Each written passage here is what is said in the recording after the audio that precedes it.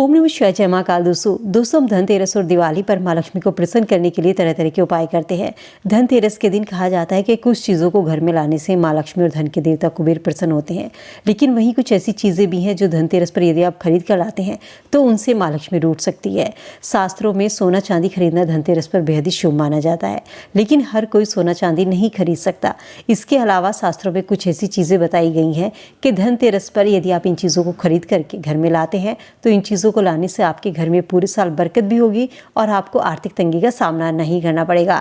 तो चलिए जानते हैं धनतेरस पर यदि आप सोना चांदी नहीं खरीद पा रहे हैं तो किन चीज़ों को लाके आप माँ लक्ष्मी को प्रसन्न कर सकते हैं, पूरे साल अपने घर में धन की बरकत कर सकते हैं, धन आगमन के योग बनते हैं और आर्थिक तंगी का सामना व्यक्ति को नहीं करना पड़ता।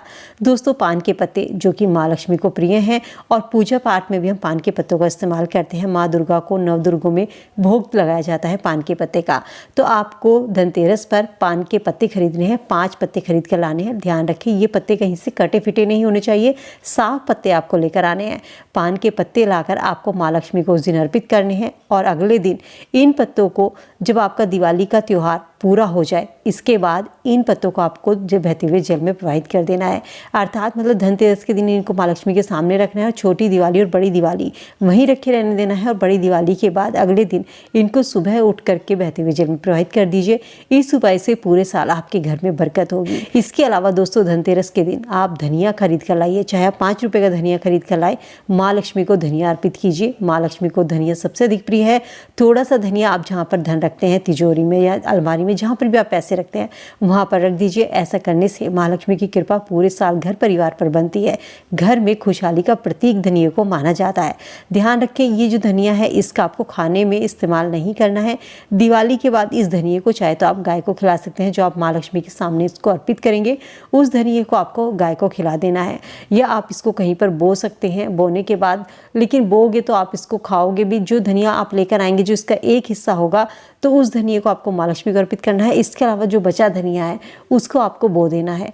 इस उपाय को करने से आपके घर में पूरे साल धन की बरकत होगी, धनागमन के योग बनते हैं। तीसरी चीज जो दोस्तों आपको धनतेरस पर लानी है वो लाने हैं माँ लक्ष्मी के चरण। माँ लक्ष्मी के चरण धनतेरस के दिन घर में लाना बहुत ही शुभ माना जाता है। 2 चरण आपको माँ लक्ष्मी के लेकर आने हैं। अर्थात आपको जो पहले चरण है ये आपको घर के मुख्य दरवाजे पर लगाने हैं, जैसे कि माँ लक्ष्मी आपके घर में अंदर की तरफ प्रवेश कर रही है। दूसरे चरण जो है आपको अपने मंदिर के पास में स्थापित करने हैं। इस उपाय को करने से घर में माँ लक्ष्मी का आगमन होता है। इन चरणों को घर में लाने का अर्थ होता है कि आप माँ लक्ष्मी को घर में निमंत्रण दे रहे हैं और ये चरण आपके मुख्य द्वार से अंदर की तरफ आते हुए लगने चाहिए। दूसरा चरण जो है वो पूजा के स्थान में अंदर जाते हुए लगना चाहिए। तो दोनों का मुख अंदर की ओर होना चाहिए।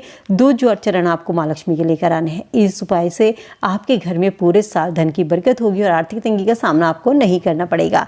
धनतेरस के शुभ अवसर पर घर में धन की लक्ष्मी और भगवान गणेश की मूर्ति को लाना शुभ माना जाता है, लेकिन ध्यान रखें कि ये जो प्रतिमाएं हैं ये आपको मिट्टी की लेकर आनी चाहिए, क्योंकि अगले साल हम इनको विसर्जित करें और इनके स्थान पर आप नई प्रतिमा ला सकें। इसके अलावा आप चांदी के लक्ष्मी गणेश भी लेकर आ सकते हैं यदि आप सामर्थ्य हैं तो। इस दिन माँ लक्ष्मी की प्रतिमा को लाने से आपके घर में सुख समृद्धि का, खुशहाली का घर में वास होता है। झाड़ू जिसमें माँ लक्ष्मी वास करती है, धनतेरस के दिन झाड़ू को लाना बहुत ही शुभ माना जाता है, लेकिन ध्यान रखें कभी भी प्लास्टिक की झाड़ू खरीद कर न लाएं। कोशिश कीजिए कि आप सीख वाली झाड़ू जो होती है, बांस की झाड़ू होती है, वो आपको अपने घर में लेकर आनी चाहिए। इसके अलावा दोस्तों इस चीज़ का ध्यान रखें जब आप अपने घर में झाड़ू लेकर आएँ तो उस झाड़ू को हमेशा छुपा कर रखिए। झाड़ू को कभी भी खुले में ना रखें जहाँ पर सबकी नज़र पड़ती है।